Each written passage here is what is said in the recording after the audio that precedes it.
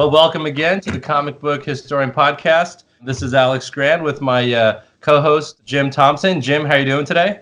Hey, Alex. Good to be back. All right. So today we're doing our second look episode again.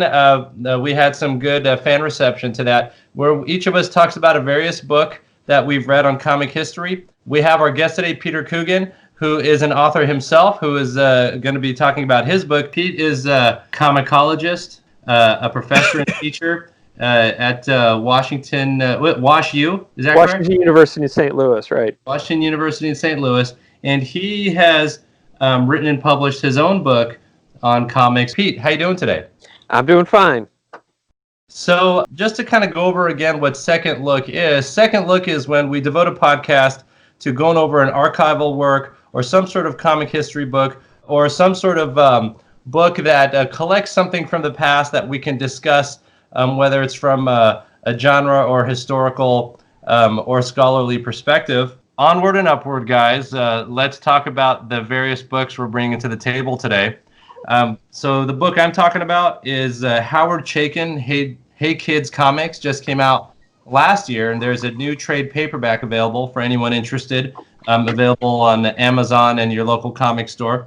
It was published over at Image Comics, and it's a great 6-issue series that goes into the world of the comic book makers. You know, the Joe Simon era, the Golden Age artists that also worked in the Silver Age and faced various things and events in the comic field. So it's fascinating because these are based on real people. And although the names are changed, the company names are changed, each person is exhibiting some characteristic that happened to a real life comic book maker or comic book writer, comic book artist, what have you. And reading it kind of goes back and forth in time. So it labels this set of pages as, okay, 1943 or something. And then the next one is 1978. And the next one is 2015. And it goes back and forth, time jumps. And so you'll see the same character aged and then younger again and various things that you go through. And, you know, it really, I think a lot of comic book historian or enthusiasts will find some of the anecdotes really familiar. So, for example, like there's this character in the book or in the series named Laszlo Fabian, and you know, although it's true, there's no one person that totally summarizes any one real person. You can kind of get a sense that this character is probably mostly another person. So Laszlo Fabian, I think, would be Alex Toth if I were to put a guess on it, because there were there are some references, for example, of the famous Alex Toth throwing the editor out the window for not giving him his paycheck story. And Laszlo Fabian in this comic does mention that. Also, there's like a quick temper and anger with a lot of talent, which a lot of people would say Alex Toth had those qualities. Then you have a company called Verve, which I think is the Chaykin versus version of Marvel, because there's a character, the main editor of Verve Comics is named Bob Rose, and I think he's kind of the take on Stan Lee. There's you see like in the 50s that this Bob Rose character is friends with a Joe Manili type character who dies after drinking with the friends, and then you see that played havoc on his self-esteem and where he was going in comics. But then you see that he starts filling in dialogue balloons in a way that really reverberated with the youth culture in this world, and then he becomes a phenomenon, and all the other artists are like, he's a phenomenon, but he just fills in our dialogue balloons. What's going on, you know? And so it's really interesting to kind of see, although we hear about these things, it's interesting to read it from almost like a first-person perspective where you're there as it's happening, and then seeing what it turns into later. There's another character, Jess Mayberg, which I'm not sure, but I think that's supposed to represent Julius Schwartz. There's another guy named Ron Fogel, who I'm pretty sure is meant to be Bob Kane, because he's creator of a character that almost sounds like Batman named Midnight. And it's funny, his description is, incapable of writing or drawing the work to which his name is signed. And I thought that was kind of funny. There is there's also these two guys, Erwin Glasser and Ira Gelbart, and I think they basically represent Simon and Schuster and how they created the Superman of this world, which is named Powerhouse, and how poorly they're treated, and how they think they got such a good deal by selling the rights to this character, and how they're essentially homeless, 15 years or so later. There's also like these two guys that are pretty sure are Donenfeld and Leibowitz, and their names are Hershenson and Berkowitz. And the way they talk to the talent, it's very dismissive, more dollars and cents, and how, well, look, they're just the hired helpers, and it's interesting to feel. You can feel some of the emotions of this as you're reading these kind of injustices happening to these creators from back then. There's this character, Ray Clark, who kind of looks like Gil Kane. He may be Gil Kane. It's funny, he's described as morally compromised, artistically inconsistent. But there's a scene where the Bob Rose character, who I think is Stan Lee, makes a mention of, I don't like his characters. They kind of seem a little too gay for me, right? And I think, wasn't there a story that Stan may have said something like that about Gil Kane's characters? Have you guys read that? Yeah. Yeah, I heard something like that somewhere. Yeah, something like that. So I do think that these little sentences, I think, point to who they're probably talking about. Is there a Kirby in a Ditko facsimile? I didn't catch a Ditko one, but there's definitely the Kirby guy, and his name is Sid Mitchell. I'm pretty sure it's him. He's described as a 4-color visionary without whom there is no Verve Comics, but that also becomes his inevitable disposability, where there's conversations between Bob Rose and Sid Mitchell, which I think are Stan Lee and Jack Kirby. And Jack Kirby is saying, "Look, I want more credit. I want a piece of the merchandise, yada yada." And then Bob Rose, possibly Stan Lee, is kind of leading him on, saying, "Yeah, we'll get there, baby, you and me." These little funny, snazzy sentences, and you could see the frustration in this Sid Mitchell character's face. I think what's interesting about Chaykin is he knew all these guys. Yeah.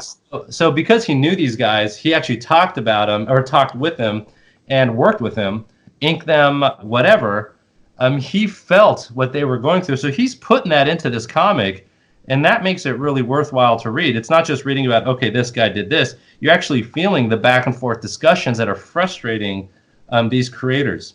They have the Verve Age of Comics essentially starts when the Cosmos Quartet is created by Bob Rose and Sid Mitchell, and it's just a lot of fun. Like they have like these almost like Marvel Age characters, like Tarantalad instead of Spider-Man, right? And it's just really well done. There's somewhere, I'm not going to name names, but there's somewhere you see two people sleep together, and you think, oh, did their real lives people sleep together? Like you wonder now, because if certain things are true that we've read about, then maybe certain things aren't. But we are not meant to. Howard did say, do not assume that anything that happens in here is actually true. But there's a lot of true things that happen in it. One of them I found really interesting that I never really. I mean, I guess I understood, but you could really feel it in this when the character, one of the artists in here, goes in the late 60s to an art show, a modern art show, and sees what looks like one of his comics, but essentially traced and blown up with the little dots in it at a modern art store selling for like $1 million. And he's like, hey, what the hell? I drew that 20 years ago for a war comic, and now it's being sold for, $1 million by this artist. And all he did is trace what I did and just make it larger. So that's Russ Heath and Lichtenstein, I guess? Yeah, that's right. And what's really, you feel the anger when you're reading these sentences, these injustices that happen, but then these are the guys that created the visual language that a lot of the new guys are kind of either incorporating or copying. And it's funny, there's a character in here named Tom Hollenbeck, and this is he's the new artist that a lot of the kids love. So maybe he's almost representing like an Image Comics type thing. But Tom Hollenbeck, prominent reinventor of other people's original ideas, fans say he's better than he actually is, and he has no reason to doubt them. Yeah. And so what's funny is he's essentially, and the guy that I think is Gil Kane is screaming at this young guy going, hey, look, all you're doing is, I want 5 cents every time you copy, every time a comic of yours sells where you're copying the stances that I created back in the 40s. And so you can see it's not just them getting upset at the business people and the modern artists that are cashing in on their work, but also on the younger artists that are essentially swiping them left and right. And so that's really fascinating. And also the growth of this Bob Rose character, where he was essentially just good friends with the Joe Maneely type guy, whose name is Brian Callanan. I think that's the Joe Maneely guy. They call him massively prolific verb house artist. All those classic stories people remember fondly are the ones he didn't actually draw, because that's essentially those Atlas comics that he did so many of. Hardly people remember those. They all remember the Marvel stuff that Kirby did. And this Brian Callanan character dies after drinking with some friends that night, and then you see the Bob Rose character going, God, what am I going to do? There's no future in comics.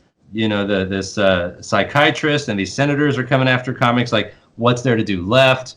And then you see he becomes this phenomenon by the way he's writing, filling in Sid Mitchell's dialogue balloons, and essentially taking all the credit. So it's a really fascinating read. I really highly recommend it for people that have a curiosity about the history of comics and what the creators went through, the injustices that happened as a multi-billion-dollar industry grew around them, and how the vast majority of them never got a piece of it. And really maybe Bob Rose / Stan Lee did, but only because he created his own character himself to take part and wedge himself into what all the corporate people were really enjoying the whole time. But yeah, some of the superhero characters that they reference, like Power Glow, is definitely a Green Lantern, reference, things like that. And they even have a little phrase, in evil's shadow, find power in the light. So I know Jim likes that because he likes Green Lantern expressions. Well, that's actually what I remember with Cavalier and Clay. That was my favorite aspect, where it was not the clones of the actual creators, but the revisions of existing comics. So you would have, Chabon was really good at creating things like The Escapist and Moth Girl. That was half the fun of the book was the actual narrative of the comics rather than the biographical stuff. Yeah, it's actually a lot of fun. How they can kind of capture almost what made them great and then simplify it into like another version of it, and then you almost appreciate what the main ingredient was in the original. Have you ever read Alan Moore's 63 or 64? 1963. Yeah, that's fun. I mean, I don't think he didn't really they didn't finish it, but the ones they did, I did read them, and they were fantastic. Yeah, I love those. They totally worked as comics of their era. The same thing was true with Cavalier and Clay. Right. Have you ever read Al Williamson's The Success Story? No. It is, it's hard to tell exactly what it is, but it's a fictionalized version of Bob Kane. Oh, it is? Yeah. It's if you can Google Al Williamson The Success Story. It's easily available online, and it's an EC comic. And so the Baldo is the artist, but what he does is he I see. Out. It's a Warren comic. Sorry, it's a Warren comic. Yeah, but it looks like an EC comic. Basically, he farms out each element of the production so that and he tells each one of them he steals ideas from each of the people, and he doesn't do anything. Yeah. But he just kind of puts the comic book together from what other people have done, without them knowing that he's not doing the rest of it. Right. And so, and of course, because of the nature, it's a horror comic, and the nature of it is, he ends up, it ends badly for him. Let's just say. That's right. Yeah, because there's probably a morality tale with a death at the end. Yeah. One character that I thought was really fascinating, and I haven't mentioned him yet, and that is. I have it written here. Oh yeah, there's a character in here. Jim would probably like this one too. But Dan Fleischer, and I think he is supposed to represent the Will Eisner. And so Dan Fleischer, he's described as an artist responsible for the form's language, but also a publisher who's just another asshole.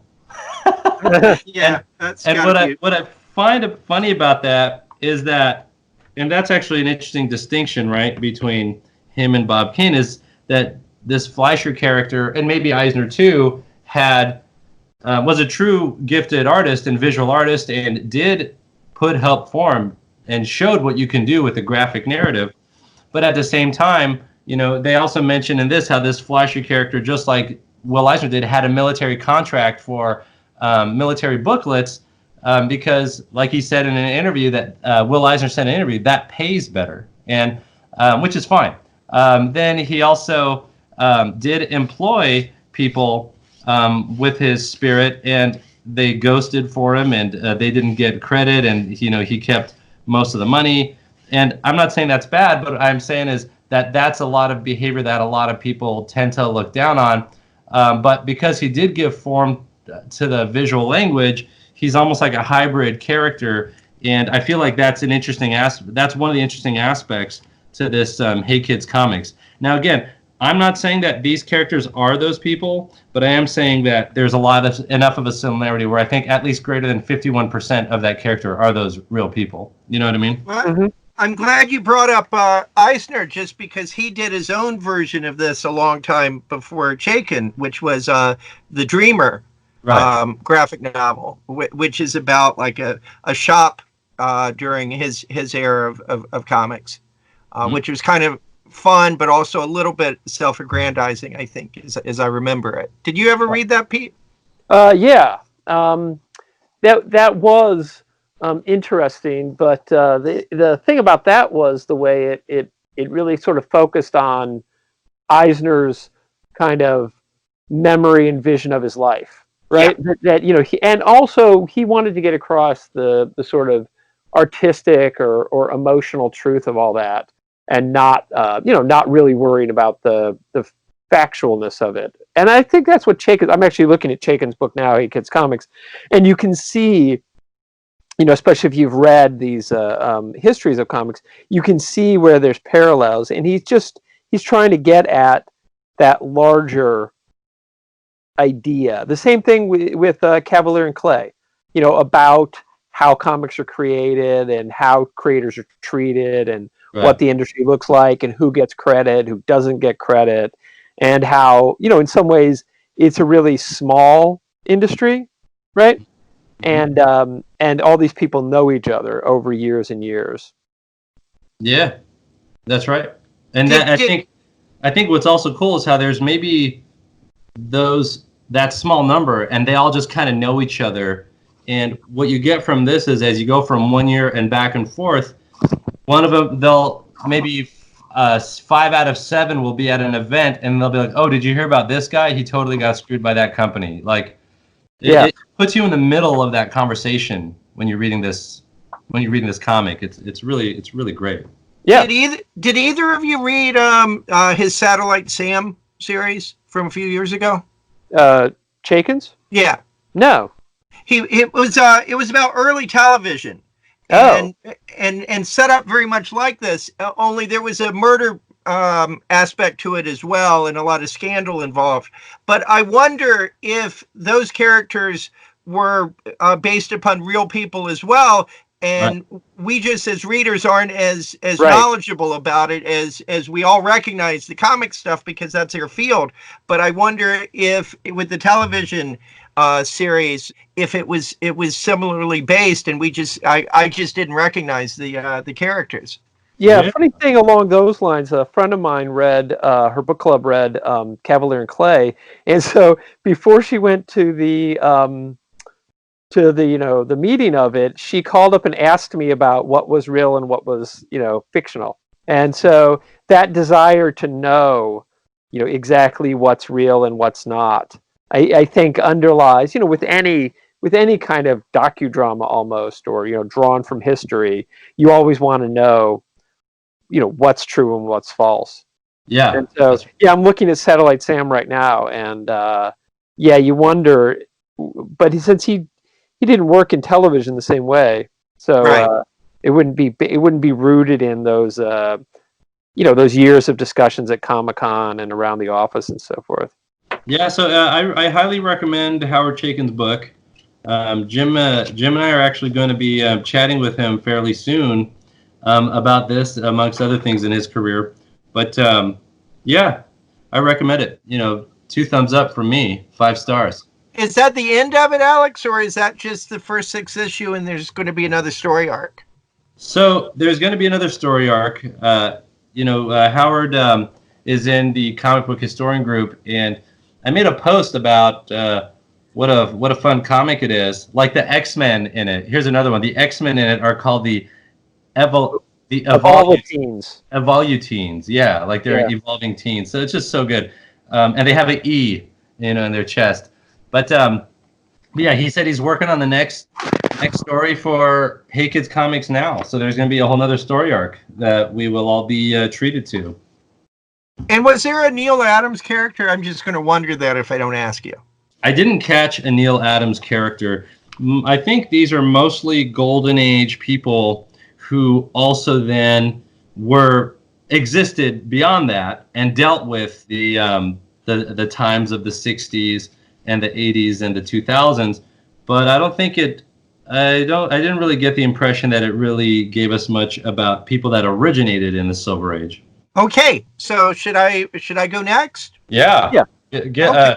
Give it to us good, Jim. The book I selected was How to Read Donald Duck, which is a 1971 book-length essay by Ariel Dorfman and Armand Matalart.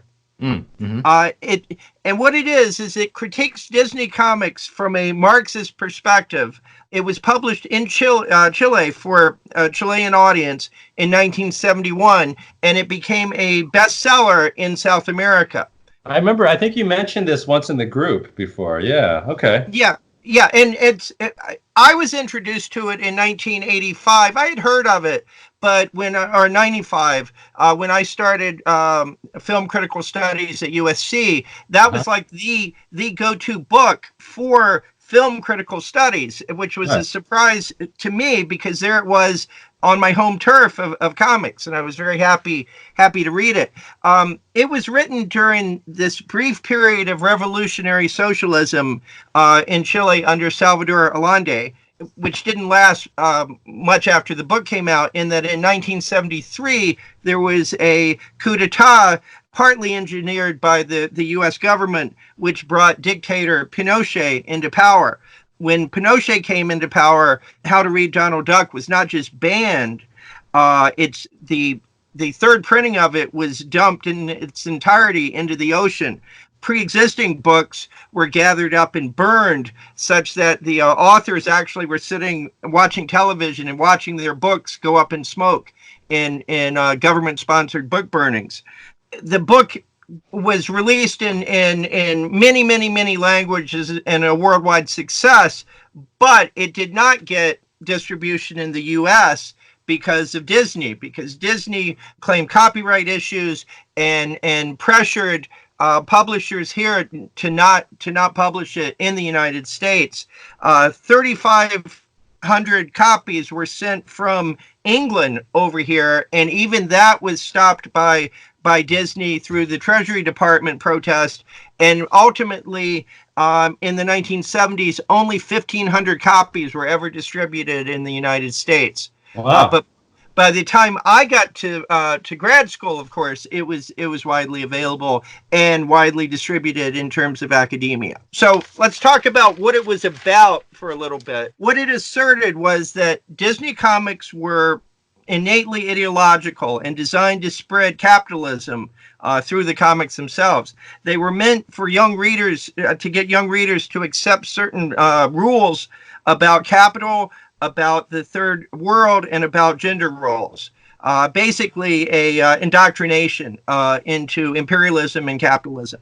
And I'll give you like a famous example used in the book was that the characters have no descendants, that everyone, it's all on a horizontal playing field, and that there are no fathers and there are no sons. There's only uncles and cousins. So everybody is horizontal, such that the only level is determined not by any kind of family hierarchy, but by the obvious, by wealth. So Uncle Scrooge is, as an uncle, is favored because of his accumulation of capital, accumulation of wealth, not for any other reason. And it holds up when you think about it. Like, why don't anybody have descendants or ancestors beyond like immediately paternal? The other thing that they noticed that also holds up is that it's all about crude competition to accumulate that wealth. Donald is always trying to raise some money, not because he needs food on the table. That seems to be mysterious. It's always about trying to acquire a Christmas tree for the kids or a gift for somebody. So it's all about product, not about a livelihood. The other thing that is true in all of those books is that in terms of upward mobility, it's about luck. It's never about organized labor. It's not about organization or getting a job and sticking to it. It's about the cousin, Donald's cousin, that is just incredibly lucky and finds money all the time or gets these opportunities. And so all of this was used by these authors to say that this was trying to set some rules of capitalism to indoctrinate the public. The problem with it is it works and makes sense if you're approaching it as a critical study student, or if you're approaching it as a Marxist looking for things. But if you actually know anything about comics, then it gets more about these comics. It gets more complicated. For example, they're doing this analysis based upon the Spanish translation of the comics that were done by the previous more authoritarian regime or the mechanisms of that, rather than this temporary experiment in socialism going on in the country. So the Spanish translations don't read like Karl Barks. It reads like how they change the meaning of it. So, for example, there's in one of my favorite Barks Donald Duck stories, Lost in the Andes. In the Spanish translation, in the American translation, Huey, Louie, and Dewey are teaching the natives how to do square dancing in order to instill a sense of joy. In the Spanish translation in Chile, the nephews are instead leading them, teaching them how to stand at attention in the presence of superiors.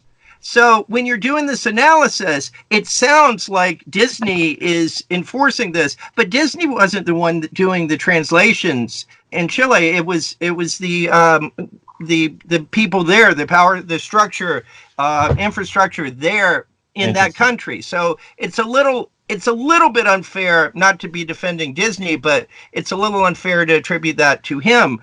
Another reason it's unfair is Disney, as you guys know, really had licensed that property off. This was being done by Western Publishing through Dell, not through Disney like the cartoons. Right. So the book is treating it as sort of whether it's the cartoons or the comics, it's all coming from the same mindset. And that's simply not true. The third thing that I think has to be factored in is the book never mentions, or the essay never mentions, Karl Barks at all. It doesn't distinguish. And of course, Karl Barks is doing something auteur-like that is very different from some of the other Disney artists. And what he did was sacrifice income, his pay, in exchange for more freedom in terms of what he was doing. This book uses a fairly small sample size from the mid-1950s.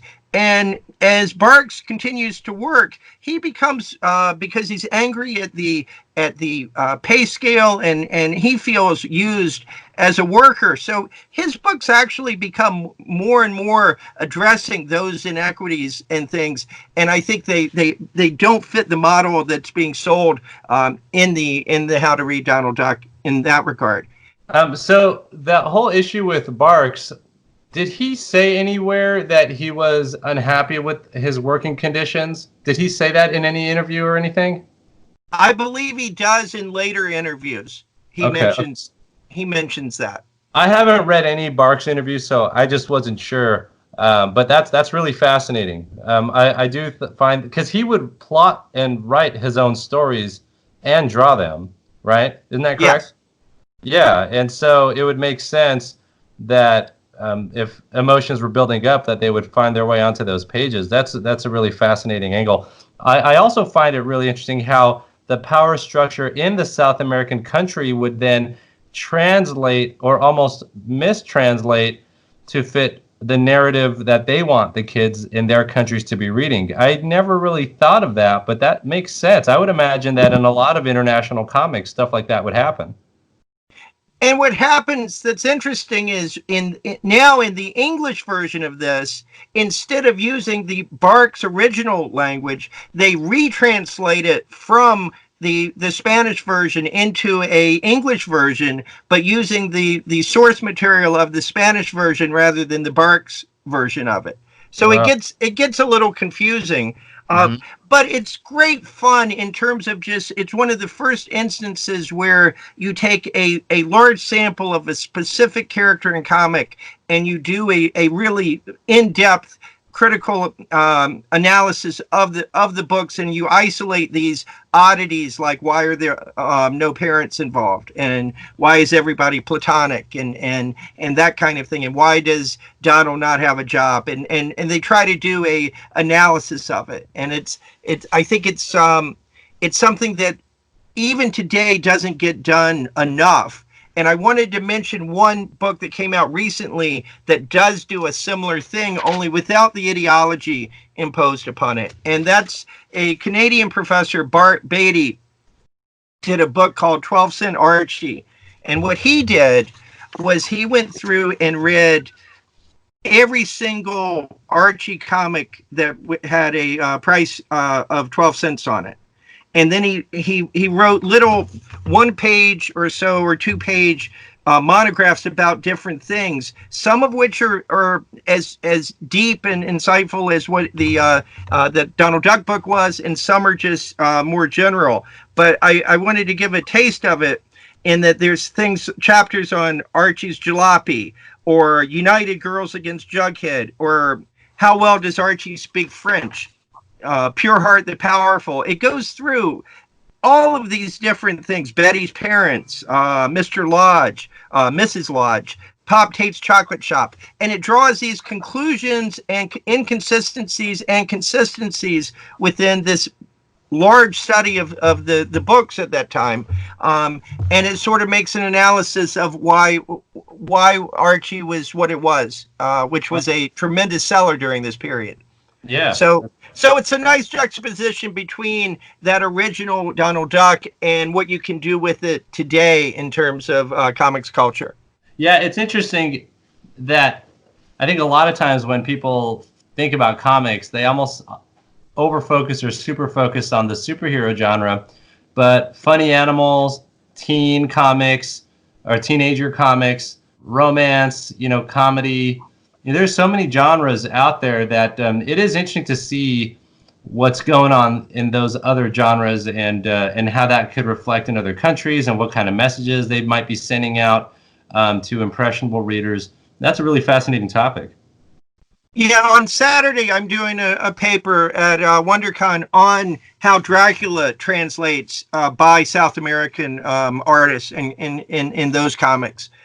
Because he's so Western European aristocracy, and so if you're someone like Alberto Breccia, what do you do with Dracula, which he did a lot with, and so that I'm excited about giving that paper.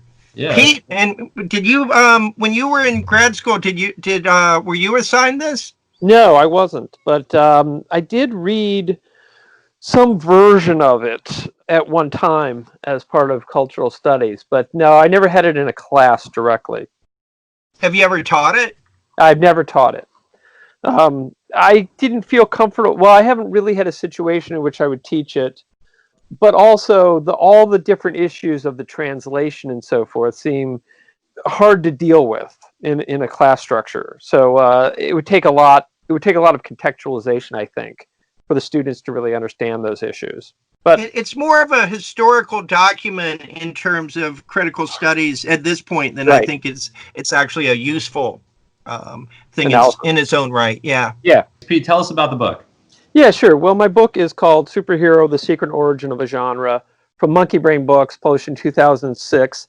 And it's a book version of my dissertation, which I finished in 2002. So it took a couple of years there to translate it into book form. And in it, as I say in the beginning, this book is not many things. I focus on starting off on what it's not: semiological analysis, social history of comic books and superhero comics, look at superheroes as myth, cultural analysis of superheroes, because all of those things were done elsewhere. But what hadn't been done elsewhere was just a look at the superhero genre as a genre, right? And so that's really what I try to do, and that's why what oftentimes gets pulled out is my definition of the superhero. That's the kind of thing I get little notices from academia.edu. Some paper mentions Pete Coogan. I'm like, I bet that's what it is, because that chapter in various forms has been reprinted elsewhere. So that's one of the main things that I wanted to try to get across. What the idea that the superhero genre is a genre. So it's like a Western, it's like a romantic comedy, it's like detective, it's like all those other genres, that you can tell what it is. Because I get in these arguments, discussions a lot about my definition, and I find that people don't seem to distinguish between what I distinguish is a superhero, a hero who is super, and a superhero. That's the protagonist of the superhero genre. So that's sort of my main goal with this book, is to establish the idea that the superhero genre is a genre of its own. Right.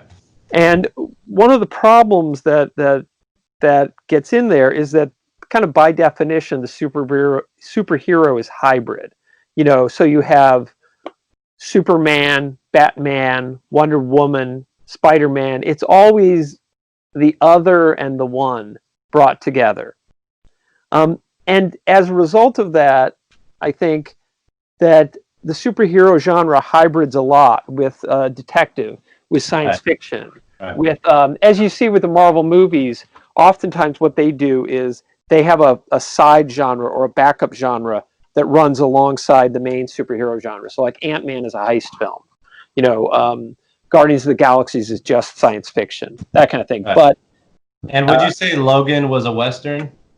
Yeah, that's the thing. Logan draws. I mean, it does so in such an obvious way, right? Would you say that Batman, just by definition, is a hybrid of superhero and crime genre? Yeah, exactly. I mean, noir. And noir, yeah, and Superman is superhero and science fiction. Just like Legion of Superheroes. Is it science fiction? Is it superheroes? It's both.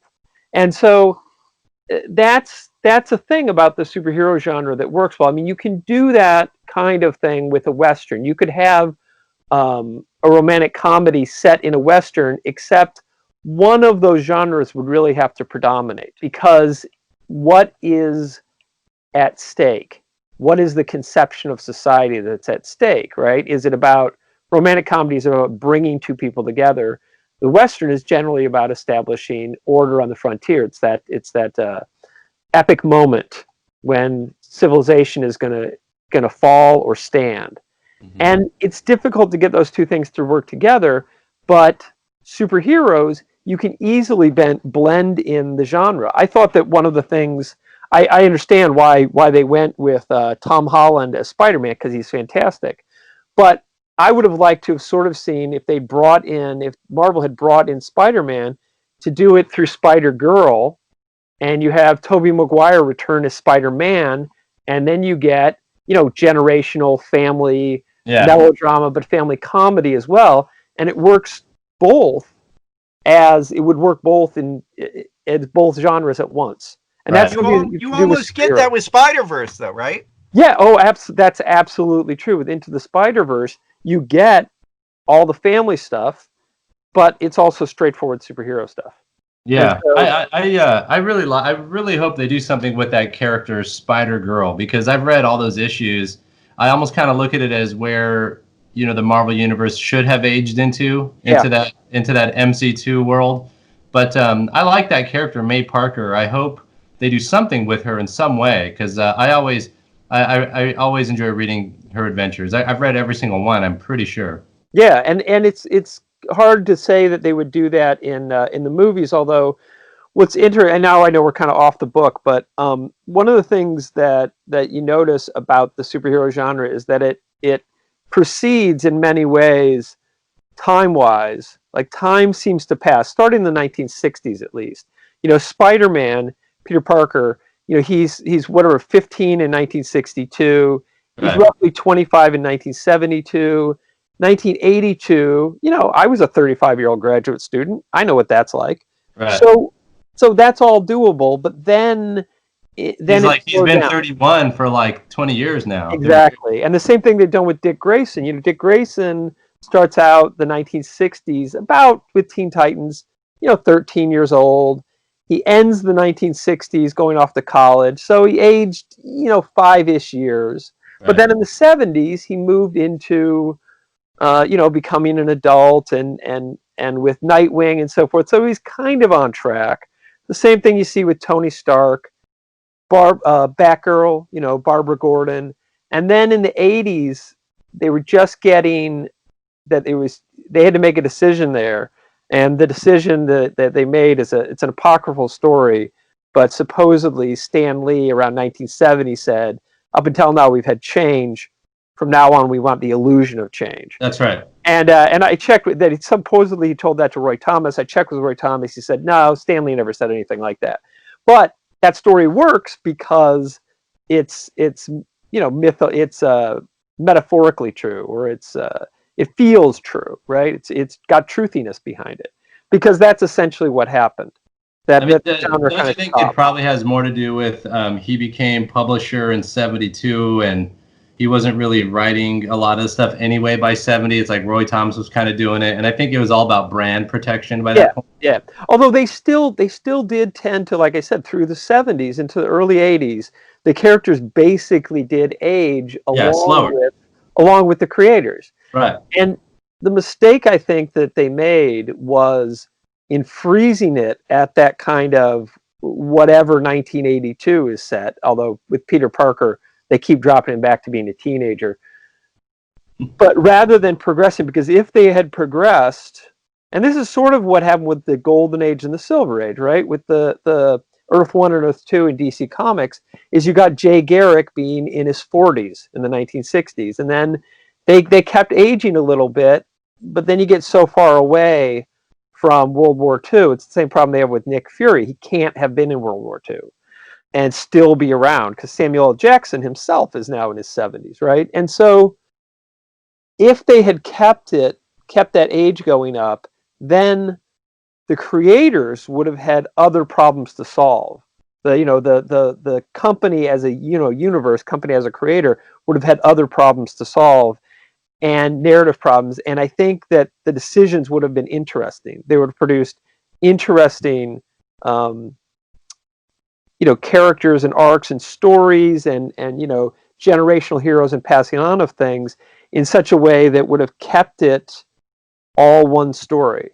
Because when I started reading comics, Marvel was all one story from 1961 on. And, I have a question for you, Pete. So the heroes, I understand what you're saying, that they freeze, but genre doesn't freeze. Right. Genre evolves. Genre goes in cycles. Could you explain a little bit about that? Could you use shots to some degree in your methodology? Explain that a little bit for everybody. Yeah, sure.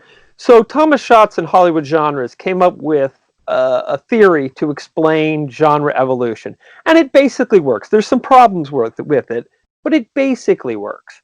And he has the experimental stage. So he has the experimental stage, classic, refinement, and baroque. And what happens is it's kind of a proceeding succession of ever building self-awareness. So in the experimental stage, the creators experiment, right? They figure things out. In the classic stage, both the audience and the creators know that what they're doing. They know what the genre is. In the refinement stage, it builds on the classic stage, but not much new is brought in. And then the Baroque stage, the genre becomes the subject of the genre. So rather than having superhero comic books, you have comic books. You have comic books about superheroes. Right. And you get death a lot. And this fits neatly with the golden through the Iron Ages. So the Golden Age, they're experimenting, figuring out what superheroes are going to be. In the Silver Age, that's kind of the classic. That is the classic stage where, it's all settled, but it evolves. There's a lot of creativity because really they and the audience, everybody knows what's going on. In the Refinement, which is the Bronze Age, basically the 1970s, if you think about it, there's not much from the 1970s that's new. In some ways, not that much has been created since the 1960s. But you get a character like Nova, who is essentially Green Lantern and Spider-Man put together. You get Spider-Woman and She-Hulk, Ms. Marvel, created for copyright reasons, but those are refinements of what already exists. Do you like Firestorm? Do you like do you like Nova? Did you like that comic? Yeah, I read it and liked it, although it's been a long time since I've seen it. So I know. I liked Dick Ryder Nova a lot. Jim knows that about me. Dick Ryder, the way his character really grew with time. And I don't know what's so funny, Pete, but yeah, that'd be felt like the way he and his character really thickened with time. I felt like I really appreciated it, and from the New Warriors and on, and so yeah, I hope they bring him back to some degree. I think he's out of the comics for now. Yeah, I think they could pump him up. And, right, they could pump him back up. You're right. Yeah, there's supposed to be I just saw a YouTube video that the possibility of a Nova movie exists. Oh wow. But then in the Iron Age, it's the Baroque stage. You see a lot of if you look like the X-Men, the new X-Men, it's kind of a precursor of the Iron Age, where you get a rehashing of everything, but also it's done in a really self-aware way. Yeah. And also death. You get the death of Captain Marvel, Batman: The Dark Knight Returns. The whole DC universe dies. You get these literally Baroque, expanded, extended universes. And then to that, I added what I call the Reconstruction stage and the Renaissance age. So in the Reconstruction stage, the genre is rebuilt, but with an understanding of everything that's gone before. Okay, when did that happen? Well, that happened. This is the problem: is that it's nice to have nice, neat boundaries, but is that post 90s then? Well, yeah, in many ways. So if you think about Batman the Animated Series, that kicks off this feeling, right? Like Batman the Animated Series, it feels like classic Batman, but it's informed by the whole history of Batman, right? It picks resonant moments, resonant characters, and tropes, and so forth. And it's kind of timeless, right? It doesn't feel like set at any particular time. It has elements of the kind of 1940s, but it's also, there are other things about it that seem clearly, in the 1990s. So it's a timeless rebuilding, and then that got brought into comics themselves in a lot of different series. Kingdom Come was a response in some ways, like to Watchmen. Watchmen is in many ways a deconstruction of superhero. Kingdom Come tries to show how superheroes can work and can operate. Marvel's does that a little bit. And at Marvel, it really didn't. In DC, it kind of kicked in around 96. Marvel, it kicked in around 2000 when Joe Quesada took over. And, you got a lot of kind of self-awareness within the genre, but it was also, there was a kind of almost paring back. Right. But then, so that completes the genre cycle, and I almost feel like Busiek and Perez's Avengers was like that. Yes, that's right. Well, Busiek Astro City is like one of the great examples of that. Yeah, that's exactly right. And Astro City shows, and I've taught Astro City several times. Astro City what? Sorry, did not mean to do that. Astro City takes, one of the conventions or one of the archetypes and plays it out, but it also makes use of and is an exemplar of what I call the bystander subgenre. Right. So rather than having the superhero be the main character, you have a bystander. Marvel's does this too, with photographer Phil Sheridan.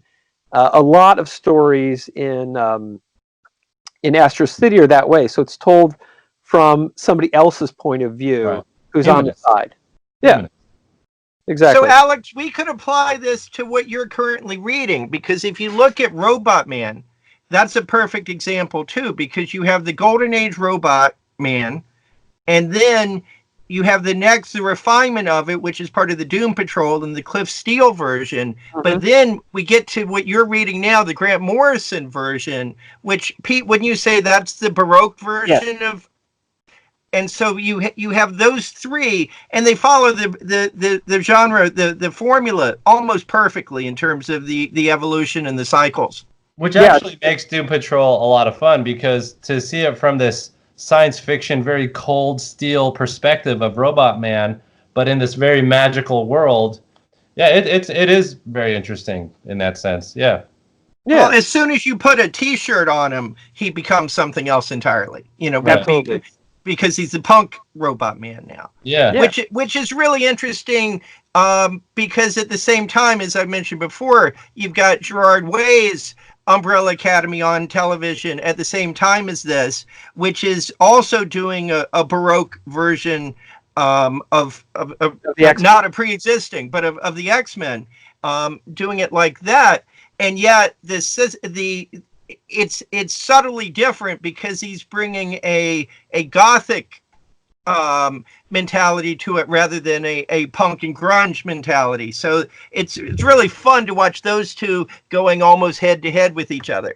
Yeah, which is funny when you get back to the original, that X-Men and Doom Patrol essentially started at the same time, and they're both takes on the same kind of thing. Actually, that gets into something that I try to do in my book, which is I go back to, there's a couple of backgrounds with the superhero. In American heroes, you go back to Daniel Boone, but Daniel Boone had three kind of character portrayals, and two of those get picked sort of and focused on and move forward. But I also look at kind of earlier versions of the characters in pulp. So you get Gladiator. Philip Wiley's Gladiator ties neatly with Superman. Herland ties with Wonder Woman. There's a book called Odd John, which created the term Homo Superior for mutants. There's another book called Children of the Atom, which has been applied to the X-Men. It's about a school where children of atomic plant workers who are super intelligent come together, and there's this religious leader, Billy Mundy, who leads a crusade against them. It feels like there's no way that Lee and or Kirby didn't draw on these books. Right. I was able to ask Stan Lee about it, and he doesn't, he says, no, I didn't read any of those things. On the other hand, that was 50, 70, 80 years ago, right? And so he or Kirby may have read it, and Lee didn't know anything about it. Probably Kirby read it. Yeah, so I'm trying to, that's one of the things that I try to do, is dig out a lot of that lost stuff in two chapters. Well, really, it's in the prehistory of the superhero, and trace how the genre, in what I call the antediluvian stage, the pre-stage, the precursors of the superheroes, came up. Because that's one of the problems with the definition in most people's minds, is that they say, oh, well, what about this? What about that? Because there's some element of the superhero genre in that earlier piece. But it's really how they fused together, how Siegel and Schuster fused all that together. Right, they did. Yeah. So that's what I'm trying to do in the book, is really focus on the superhero genre as a genre. And I think I did that successfully, except for the extent to which people argue with me about it. So right. Well, I remember you and Bob Bierbaum once had a disagreement if Popeye fit the definition of superhero. Right. and Bob was also on our show before, and basically what his point of view was that Popeye has super strength and nigh invulnerable, not totally, almost kind of like the Tick in a way, and that he has a set outfit that he wears, so that makes him super. In the news strip, he was referred to as a Superman back in 1932, but technically still does not fit the definition of superhero as a genre. And explain to the audience why that is. Sure. Well, it's a couple of things. One is that Popeye was identified as a Superman, but so was Tarzan. Right. So were lots of figures after Nietzsche. And you, for example, have been described as that. There you go. And that's what I call the pulp Ubermensch, where you have these characters in pulp fiction, Doc Savage and others, who are referred to as a Superman, but that clearly comes out of Nietzsche. In fact, James Cagney in a film is referred to, where he says, "I'm not a Superman." Anyway, but that idea of the Superman, the Ubermensch, was running all through early 20th century culture. And so when Popeye is referred to as a Superman, it's not in reference to the superhero genre, which at that point didn't exist. And the costume, well, why does that outfit matter? It matters because Superman has a costume, right? So it's a projection backwards. When Popeye, as a sailor, wore his sailor suit, and really in the I wouldn't say in the comic strips, all the characters could all dress the same because that's an easy way to draw them, right? And so that only counts because of an awareness of the genre. And Robert Warshaw said that what you have in mimetic literature that is imitative of real life, about how human beings live. It refers to the world, but in genre, it refers to itself. So the way you have a genre is you look at a lot of examples of it, and that's how you can figure out what it is. Well, how do you know to look at examples of it? Well, genre is an industry term. So it's a marketing term. It's an agreement or a conversation between owners, producers, creators, the writers and artists, and consumers. And when they balance invention and convention. So convention is it needs to have a certain number of elements that are the same, but invention, it needs to have a certain number of elements that are new. And when there's too much invention, the audience rejects it because they don't get it. And when there's too much convention, it's boring.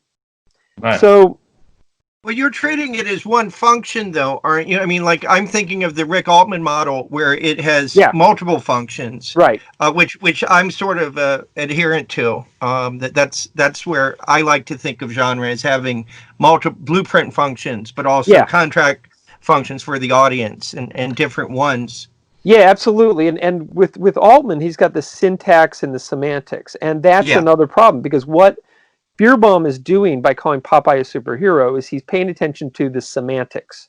So he's got powers and he's got what Beerbaum calls a costume. Now, my definition of a superhero is mission, powers, and identity. And identity is code name and costume that iconically, identify dual identity. the character. So is dual identity integral to the superhero? It is integral to the genre, but the genre evolves kind of away from it with the Fantastic Four, but not entirely. It's still there. But the main thing is the semantics of powers and costume, right? If that fit, then Popeye would actually be called, he does call Popeye the Sailor Man, but he would actually be called Sailor Man. Right. But the syntax of Popeye's adventures doesn't fit the syntax of the superhero at all. Right. Popeye goes out on these adventures. Popeye is greedy and selfish and boorish and all these kinds of things, and he's played for laughs and he's comedic. And believe me, I love E.C. Seeger, but when he goes off to form Spinachova, that's not a superhero story. It's a satire of America. Right. And there's not really anything. Popeye he's never selfless, right? He's always in it for something. And so when you overbalance on the semantics, then Popeye gets identified as a superhero. When you overbalance on the syntactics, Indiana Jones, Temple of Doom, that's a superhero story. because it fits the American monomyth story. You have an outsider who comes in, sets things to right, and leaves. And Indiana Jones in that film is not there. He doesn't stay at the Temple of Doom really to get some archaeological treasure, but he stays there to free the people from the oppression, and that's more of a superhero story. So that's one of the issues. So mission does matter. Mission matters. So the way you can think of it is, powers is the super part, mission is the hero part, and identity is the thing that brings mission and powers together, because typically the identity, the codename and costume embody the character and the origin, right? And you have the mission, you have the powers embedded in it iconically. So, like, how can you tell which character is Spider-Man? He has a spider on his chest, right? Batman. So you can tell them iconically. Whereas if you put Daniel Craig in a tuxedo, is that a James Bond film or is that Road to Perdition? I don't know, right? Because he can dress that way in either film. Yeah. And so, but if you put him in the full context, the semantic context, you put him in the car, you give him the gun, you give him the watch, whatever Q has given him, and the semantics where there's some threat to the British Empire, the British world, or the contemporary world, then it becomes spy.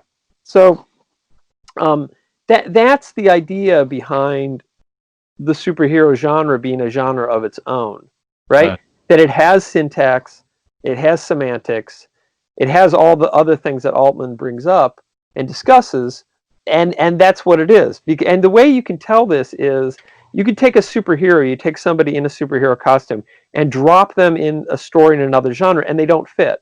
There's a character, I think it's called Captain Terrific in Hill Street Blues. Well, the presence of a costumed do-gooder in Hill Street Blues doesn't turn Hill Street Blues into a cop show.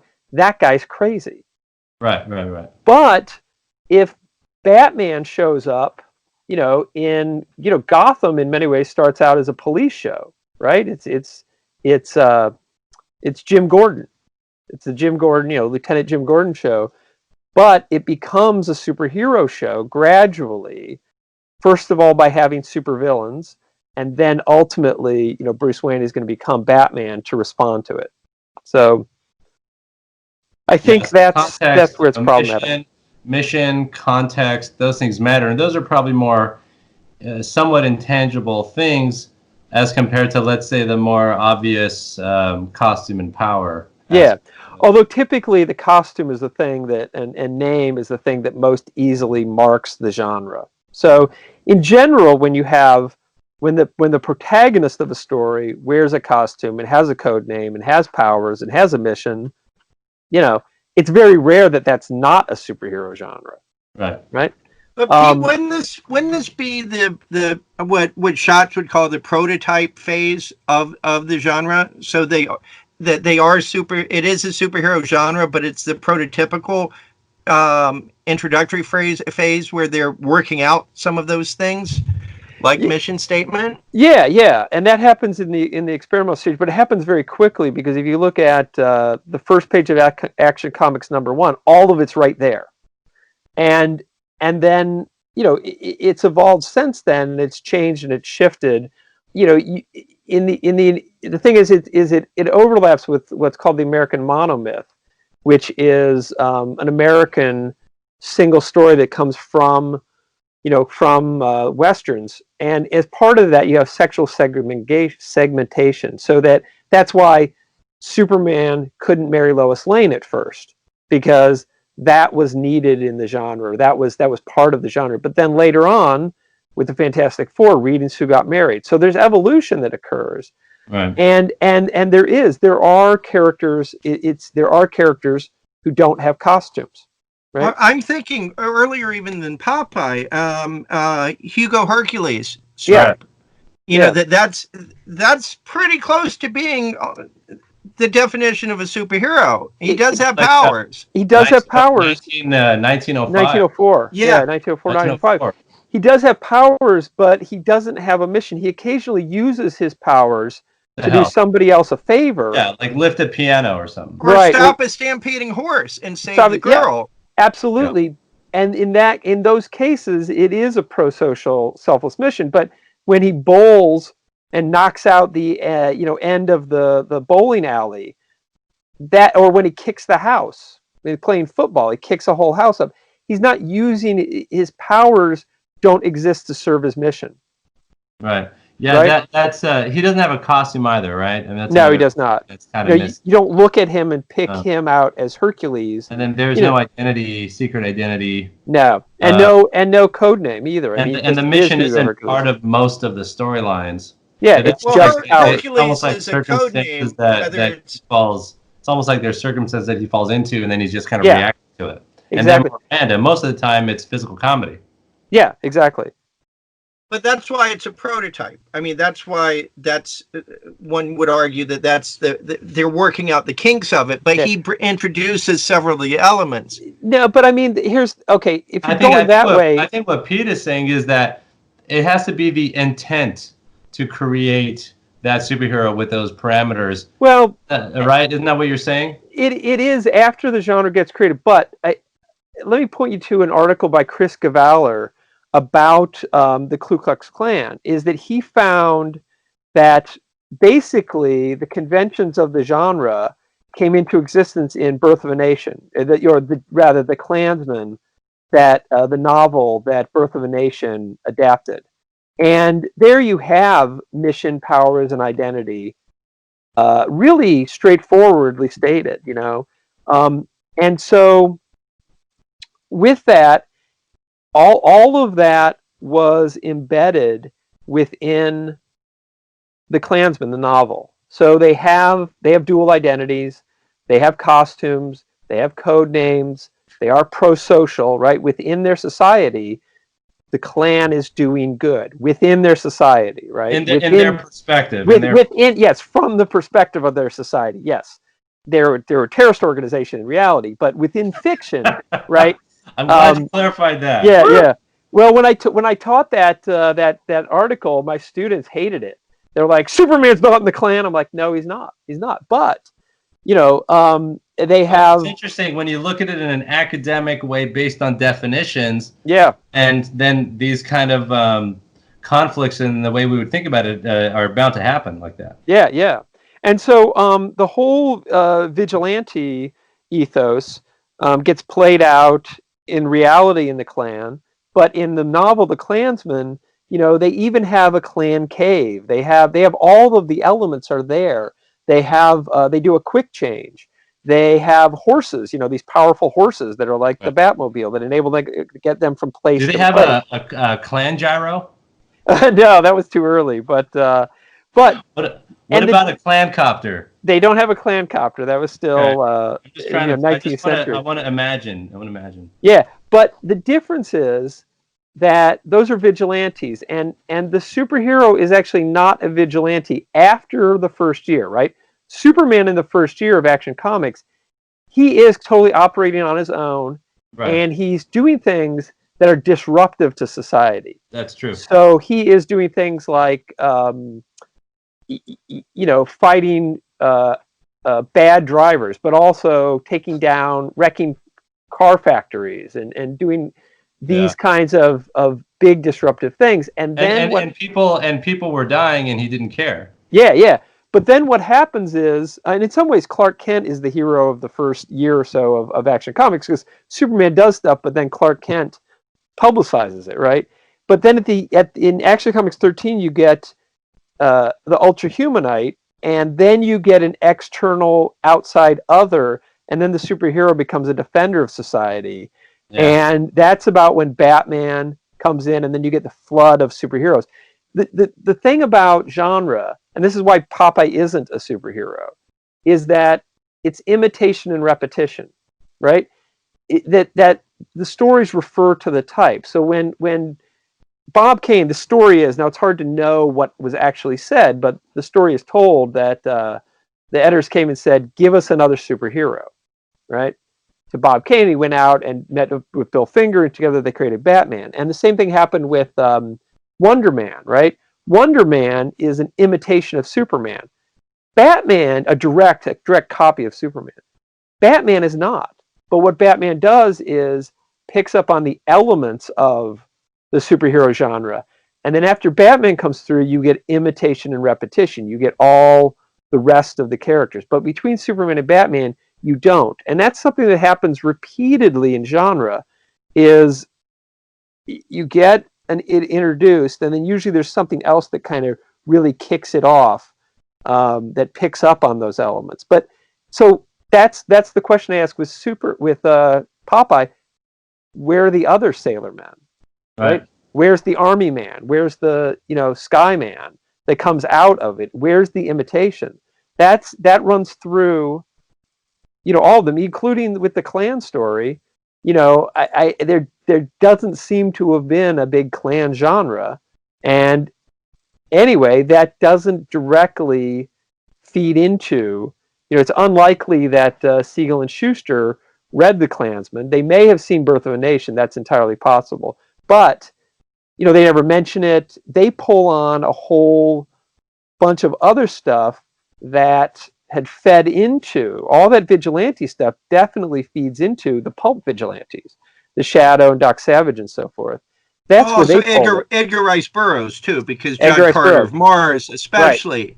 Yeah, because of the leaping in single bounds and things right. like that.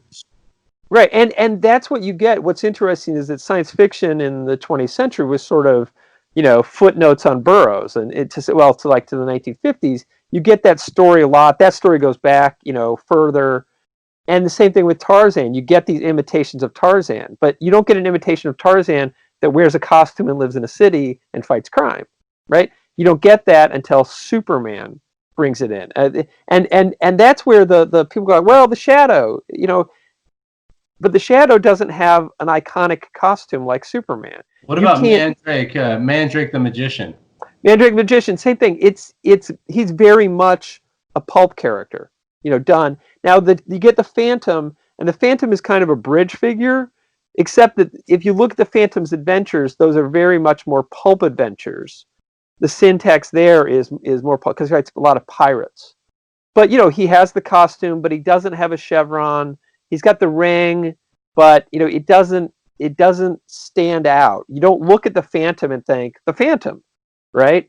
In other words, his costume doesn't iconically embody his name, his code name, and his powers. He does have an origin story.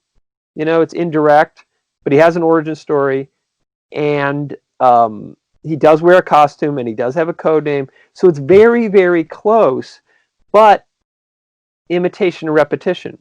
I think the Phantom, though, wasn't necessarily going after injustice. I think he's kind of had his own domain of geography. Yeah. He had like those kind of pygmy dudes that were his followers or right, whatever. Right. He was kind of protecting his turf more than anything, I thought. Yeah. And he mostly, at least in the beginning, fights pirates. Now the thing is, the Phantom clearly now looks like a superhero. But at the time, Siegel and Schuster don't really cite the Phantom as an inspiration for Superman. But Superman is the inspiration for Batman, right? And Superman is the sales of Superman got everybody on board to make more superheroes. Right. And then also mythically, and genres are myth stories, right? Genres are the way we embody and carry on our mythology. And mythology is, what we believe is a culture. It's the way we acculturate our children. Genres are genre stories. That's why old genre looks bad, right? You watch it or you read it, and you go like, ooh, because the social mores and norms have changed. So, the superhero is great opposition to the Nazi because the superhero is about hybridity, right? Nazism is about purity. I did a talk on this where I looked specifically at the Nazis, and that's what I discovered is the perfect balance in the way they're perfectly opposing each other. Because in superheroes, there's a Claire Pikethley has an article where she talks about, this is part of her dissertation. In ancient Greece, they had three classic enemies. They had the Trojans foreigners, the centaurs, animals, and Amazons, women. And superheroes, Superman is the citizen, the American, plus the alien, right? Plus the foreigner. Batman is human and animal. Wonder Woman is, on our side, America's side, and a woman, right? So it's interesting how those three others are incorporated, and their powers come sort of from and typically in superheroes, the power comes from the other, not the one, right? And it's a hybrid.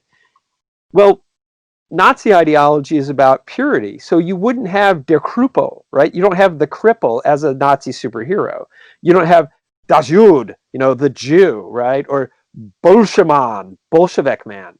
Because in Nazi ideology, all of those things have to be removed and gotten rid of, made extinct in order for Nazi ideology to work. But, America from the many one, right? The superhero, that's why it's an American genre, because it pulls in the other and matches it with the one, and then together, it expands into this heroic figure. Yeah, so you have to have someone to defend, you're saying. Right, and so Popeye doesn't have that hybridity. I mean, yes, he gets his indestructibility from the Wiffle Hen, but that's not central to him. He existed for a long time just as Popeye the Sailor. Right. The Phantom, again, he doesn't really have that hybridity. His power doesn't come from the pirates. And the same thing is true of all these earlier figures. Now, like the Shadow, you might say, well, his power comes from Tibet. Except it doesn't really initially, because he doesn't have the pulp character doesn't have invisibility. So, and Doc Savage is, this perfect human because he's raised according to the principles of science, but that science is really an expression of America. He is hybrid because he's Doc, the science, and Savage, this, strength of a wild man and so forth, of a savage. But that's not, there's not this moment of transformation that occurs with superheroes typically, right? What about, and I hesitate to say it because I've got to quit or I'm going to have to hire myself to divorce myself, but I've got to call it a day. I've got to call it a day in a minute too. So, but what about Lone Ranger in terms of the mask, in terms of the powers? Nobody shoots like him. In terms of the mission, he seems to fit every definition you have. Well, it's close, but again, how could he be a superhero and how could he not be a superhero? But Batman is. Well, because the differentiating factor is it the differentiating factor is that the Lone Ranger, first of all, is so firmly embedded in the Western that you don't need the superhero to the superhero genre that the Lone Ranger doesn't evolve changing with the superhero genre. It's not connected to the rest of the genre, right? It's connected to the superhero genre. But also he does have, this ability, but it's kind of one ability, right? He is very accurate in his shooting. And it's possible that you could take the Lone Ranger and if you dropped him in the DC universe, you'd call him the Vigilante, right? And then he could be considered a superhero. So part of that is there are these characters who are borderline, who if you have the right set of semantics and syntactics, the right set of other conventions, can get pulled in. Shang-Chi is an example of this. Shang-Chi, starts out as a pulp hero, right? He is in that imperialist Fu Manchu story. But then when he gets pulled onto a superhero team, he's a superhero. So there are these characters that if you can think of them as comets in a solar system. So the Burning Sun is, Action Comics #1. It's the heart of the genre. And then as you get farther and farther out, the Doom Patrol, Grant Morrison's Doom Patrol is out around Uranus, right? It's this strange thing. It's still there. Exactly. It's still connected to the genre. But then you have comets like Shang-Chi who come through the solar system, and if they get pulled in by the gravity of another planet, Marvel Knights, they become superheroes for a while, but then they can go back out. The Lone Ranger can exist in a purely Western universe. You don't have to have anything supernatural. Batman, Detective Comics 27, exists purely within the world, right? There's nothing in there that's supernatural or superhuman. But again, but you're not factoring in Lone Ranger. There's an element because there's generational because of his connection with Green Hornet. Right. Which I think is the link that makes him follow is more of a superhero than maybe you're saying. Although I was going to say that generational comes up immediately when the Green Hornet is created. So it's not a generational thing that happens over real time. It's just a history that's put into the Green Hornet. Doesn't really affect the Lone Ranger. Well, I suppose that's true in the same way that it's only once Farmer does World Newton that a lot of this becomes it links it to superheroes in a different way in terms of an origin story, but that's simply coming from Philip Jose Farmer rather than the initial origin story. But it does, I would count it. Alan Moore certainly counts it. Other writers use it and incorporate all of that into a different superhero mythos based upon that. Are you referring to Affable Al Moore? Yeah, I would say that the League of Extraordinary Gentlemen is really, it's not superheroes. It's rooted in the pulps and adventure fiction and imperialist fiction and lots of other things, because he doesn't have. They're trying to think through the various series because those guys definitely were not on a selfless mission either. Yeah. I agree about Moore, but not about the underlying premise of it that comes from Philip Jose Farmer rather than from Moore. That Moore takes it from. Farmer, didn't. I mean, he has the throwaway line about Margot Lane, Lois Lane, and so forth. But this comes out of I'm a Wold Newtonist too. I actually wrote an article called Wold Newtonry, a theory methodology of literary archaeology. I've read that. Yeah. So within that, Wold Newton, you can approach, you can tie superheroes to the Wold Newton, but also you can have lots of Wold Newton without superheroes. That was a great podcast. Thanks everybody for listening to the Comic Book Historians podcast. We did another second look edition. We all learned a lot. Jim is my trusty co-host, and Pete, thank you so much for joining us today. Yep, and I'll be happy to be back any other time you want me.